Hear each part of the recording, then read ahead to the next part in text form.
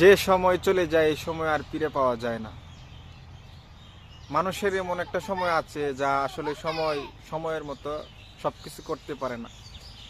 সময় চলে যাবে ঠিক, মানুষের আশা আকাঙ্ক্ষা ঠিকই থাকবে, কিন্তু এই সময় আর ফিরে পায় না। কারণ শিশুকালটাই ছিলাম ভালো, কত না আদর পাইতাম, হাসি মুখে চুমু খাইতাম, কুলে নিত সবাই।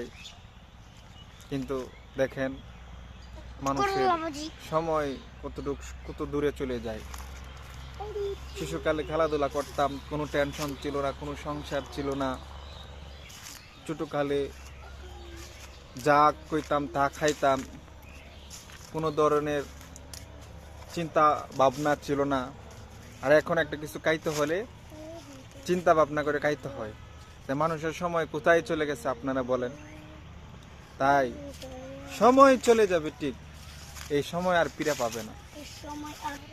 একটা সময় প্রচুর খেলাধুলা করতাম এবং পড়ালেখা করতাম, একটা সময় গান বাজনা করতাম, মানে সব কিছু চলে গেছে, আর এই সময় আর ফিরে আসবে না।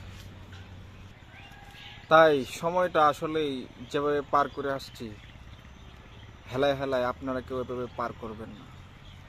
তাই সময় থাকতে কাজে লাগান, সময় থাকতেই সময় দেন, জীবনে আসলে সফলতা আসবে নিশ্চিত।